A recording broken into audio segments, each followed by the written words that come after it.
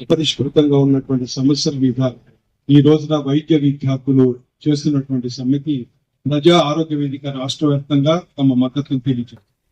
14వ తారీఖు ఆగస్టు మా దగ్గర నుంచి స్టేట్ కమిటీ నుంచి హెల్త్ మినిస్టర్ గారికి ఒక లెటర్ రాయడం జరిగింది. ఎక్స్క్లూజివ్ గా ఏ రకంగా ఈ రోజున జూనియర్ డాక్టర్స్ వాళ్ళకు ఉన్నటువంటి లైఫ్ ని, వాళ్ళకు ఉన్నటువంటి టైం ని కూడా త్యాగం చేస్తూ పేద ప్రజలకు సేవ చేస్తూ అక్కడ ఉన్నటువంటి వర్క్ లోడ్ ని అబ్జర్వ్ చేసేటువంటి కెపాసిటీ ఈ విద్యార్థుల వల్ల జరుగుతుంది.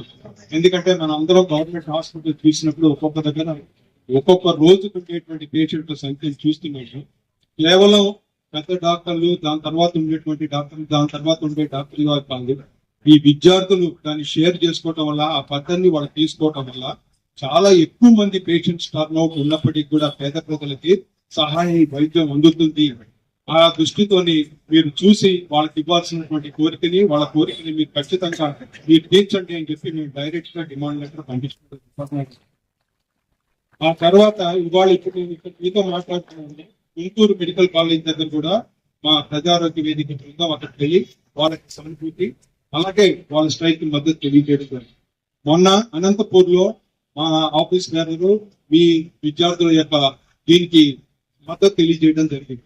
అలాగే 15వ తారీఖు నాడు నేను మా బృందం ఆంధ్ర మెడికల్ కాలేజీ అటువంటి విశాఖపట్నంలో జీబీఎంసీకి ఎదురుగా చేస్తున్నటువంటి ధర్నాన్ని కూడా మా అక్కడికి వెళ్ళి వాళ్ళని కలిసి అసలు ఏంటి మీ సమస్యలను తెలుసుకున్న తర్వాత మొత్తం మేము దాన్ని ఏ రకంగా ప్రభుత్వ దృష్టికి తీసుకొచ్చి ఈ సమస్యలను పరిష్కరించాలన్న దాంట్లో మా కృషి కూడా మేము తప్పకుండా చేస్తాం.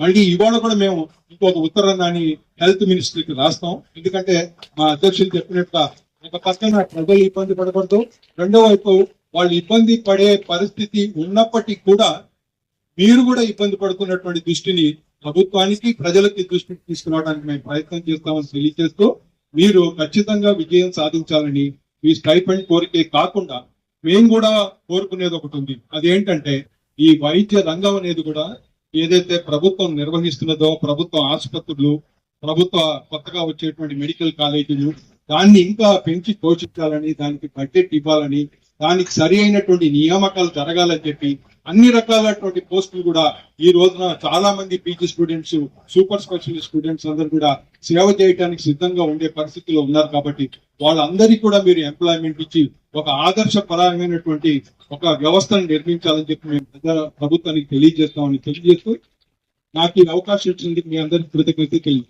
Thank you.